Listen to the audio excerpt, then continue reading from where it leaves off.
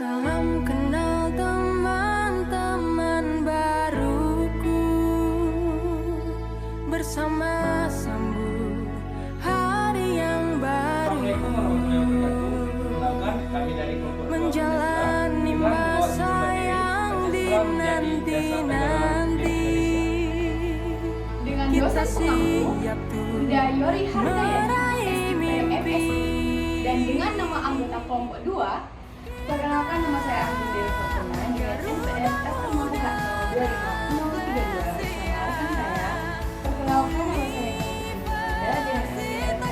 Perkenalkan nama saya Novi Arisa dengan NPM F0H02516. Perkenalkan nama saya Aindri Noviasa dengan NPM F0H0250017. Perkenalkan nama saya Muri Hirsa Fitri dengan NPM F0H0250027.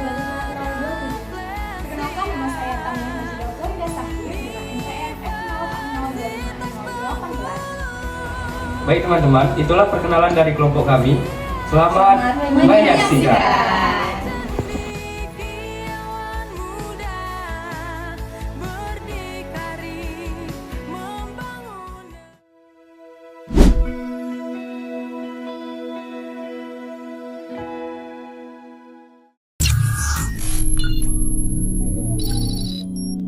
Dengan judul materi, Pancasila menjadi dasar negara Republik Indonesia, dan dengan latar belakang materi kita adalah Pancasila merupakan dasar negara Republik Indonesia yang dirumuskan oleh para pendiri bangsa sebagai landasan ideologis, filosofis, dan konstitusional dalam kehidupan berbangsa dan bernegara. Setelah merdeka pada 17 Agustus 1945, Indonesia membutuhkan sebuah pedoman yang mampu menyatukan seluruh perbedaan suku, agama, ras, dan budaya di seluruh Nusantara. Oleh karena itu, Pancasila lahir sebagai hasil dari kesepakatan bersama dalam sidang BPUPKI dan ditetapkan secara resmi dalam pembukaan Undang-Undang Dasar 1945 pada tanggal 18 Agustus 1945. Dalam konteks sejarah dan kehidupan bernegara, Pancasila bukan hanya menjadi dasar hukum tertinggi, tetapi juga menjadi panduan moral dan etika dalam penyelenggaraan pemerintahan, pembangunan, dan kehidupan bermasyarakat. Pentingnya memahami Pancasila tidak hanya dalam aspek historis, tetapi juga implementasinya dalam kehidupan sehari-hari menjadikan topik ini sangat relevan untuk terus dipelajari dan diterapkan. Materi yang akan dibahas: 1. Sejarah lahirnya Pancasila. 2. Makna dan kedudukan Pancasila sebagai dasar negara. 3. Hubungan Pancasila dengan pembukaan Undang-Undang Dasar Negara Republik Indonesia tahun 1945. 4. Penjabaran Pancasila dalam batang tubuh Undang-Undang Dasar Negara Republik Indonesia tahun 1945. 5. Implementasi Pancasila dalam pembuatan kebijakan negara. Sejarah lahirnya Pancasila. BPUPKI, Badan Penyelidik Usaha Persiapan Kemerdekaan Indonesia, dibentuk oleh Jepang pada tahun 1945 sebagai persiapan kemerdekaan. Dalam sidang pertama BPUPKI pada 29 Mei sampai 1 Juni 1945, Insinyur Soekarno mengusulkan 5 asas dasar negara yang disebut Pancasila. Pada tanggal 22 Juni 1945, Panitia 9 menyusun naskah Piagam Jakarta yang menjadi cikal bakal pembukaan UUD 1945. Akhirnya, pada 18 Agustus 1945, Pancasila secara resmi disahkan sebagai dasar negara dalam pembukaan UUD 1945 oleh PPKI, Panitia Persiapan Kemerdekaan Indonesia. Makna dan kedudukan Pancasila sebagai dasar negara. Makna Pancasila. Pertama, dasar filsafat dan hukum negara, semua aturan harus bersumber dari Pancasila. Kedua, pedoman moral dan etika, mengatur sikap dan perilaku bangsa. Ketiga, pemersatu bangsa, menyatukan keberagaman suku, agama, dan budaya. 4. Cita-cita bangsa, menuju masyarakat adil, makmur, dan sejahtera. Kedudukan Pancasila. Pertama, tercantum dalam pembukaan UUD 1945 alinea keempat. 2. Sumber dari segala sumber hukum TAP MPR nomor XX MPRS 1966. 3. Ideologi negara, arah pandangan hidup, dan tujuan bersama. 4. Fundamen negara, dasar dalam penyelenggaraan kehidupan berbangsa. Hubungan Pancasila dengan pembukaan Undang-Undang Dasar Negara Republik Indonesia tahun 1945. Berdasarkan ajaran Stufen teori dari Hans Kelsen menurut Abdullah 1984 banding 71, hubungan Pancasila dengan pembukaan Undang-Undang Dasar NRI tahun 1945 digambarkan dengan bentuk piramida yang menunjukkan Pancasila sebagai suatu cita-cita hukum yang berada di puncak segitiga. Sesuai dengan tempat keberadaan Pancasila, yaitu pada pembukaan Undang-Undang NRI tahun 1945. Maka, fungsi pokok Pancasila sebagai dasar negara pada hakikatnya adalah sumber dari segala sumber hukum atau sumber tertib hukum di Indonesia. Penjabaran Pancasila dalam batang tubuh Undang-Undang Dasar Negara Republik Indonesia tahun 1945.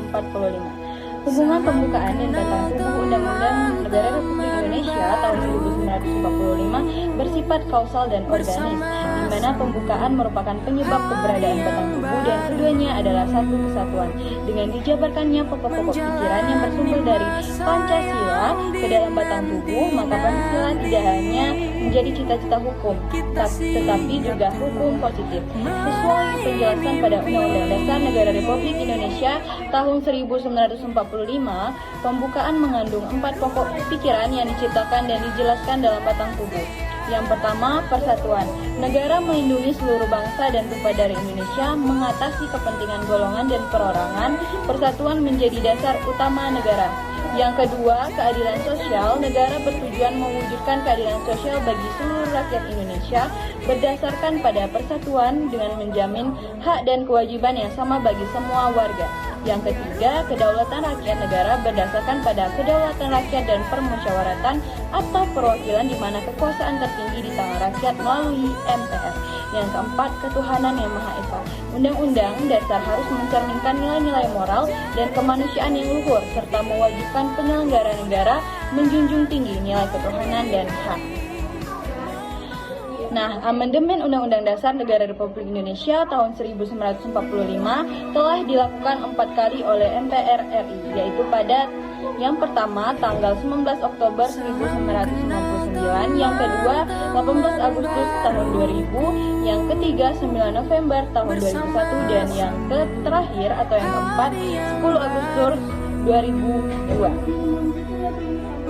Menurut Rinjen tahun 2012, halaman 245 sampai 246, hasil amandemen batang tubuh UUD dapat dikelompokkan menjadi 3. Yang pertama, sistem pemerintahan dan kelembagaan negara. Pasal 1 ayat 3, Indonesia adalah negara hukum. Semua kekuasaan harus akuntabel, menjamin keadilan dan kesejahteraan rakyat. Pasal 3 ayat 1-3, MPR berwenang mengubah UUD, melantik dan memberhentikan presiden dan wapres.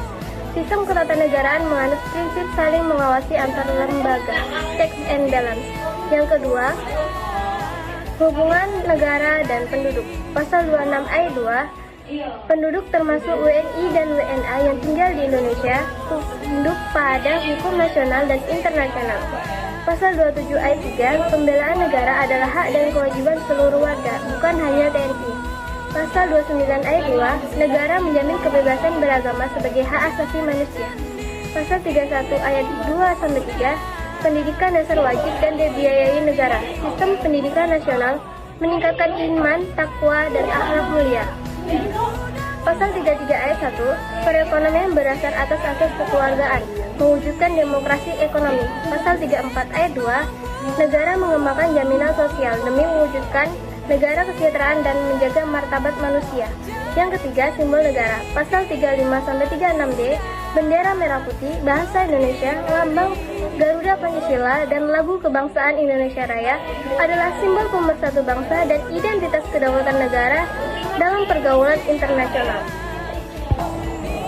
Implementasi Pancasila dalam pembuatan kebijakan negara. Pokok-pokok pikiran, persatuan, keadilan sosial, kedaulatan rakyat, ketuhanan yang Maha Esa adalah pancaran Pancasila dalam pembukaan UUD 1945 yang mewujudkan cita hukum dijabarkan dalam pasal UUD 1 Politik, pasal 26, pasal 27 ayat 1, dan pasal 28 menjamin hak kewarganegaraan, kesetaraan di depan hukum, dan kebebasan berpendapat, berserikat, dan berkumpul. 2. Menunjukkan bahwa politik Indonesia berdasar pada kedaulatan rakyat dan menjunjung tinggi hak asasi manusia. 3. Kebijakan politik harus mencerminkan moralitas, demokrasi, dan partisipasi. 2. Ekonomi, pasal 27 ayat 2, pasal 33 dan pasal 34, hak atas pekerjaan, penghidupan layak, dan kesejahteraan dijamin. Dan perekonomian berdasar demokrasi ekonomi dan atas kekeluargaan, menghindari monopoli dan liberalisme ekstrim. Dan negara wajib mengembangkan sistem jaminan sosial dan pelayanan umum, mewujudkan sistem ekonomi rakyat untuk kesejahteraan bersama. 3. Sosial budaya, pasal 29 dan pasal 31 dan 32 menjamin kebebasan beragama, hak atas pendidikan, dan mengembangkan budaya nasional. Dan pendidikan wajib dibiayai negara, ditujukan untuk mencerdaskan bangsa dan memajukan iptek. Negara menghargai budaya daerah sebagai kekayaan nasional. Kebijakan sosial budaya harus berlandaskan nilai kemanusiaan, moral, dan keadaban. 4. Pertahanan keamanan atau HANKAM, pasal 27 ayat 3, pasal 30 tentang pembelaan negara adalah hak dan kewajiban seluruh warga negara, dan sistem pertahanan dilakukan secara semesta atau TNI, Polri, dan rakyat. 3. Pertahanan keamanan berbasis moralitas kemanusiaan, bukan kekuasaan, dan semua kewajiban diatur dalam koridor negara hukum untuk melindungi HAM.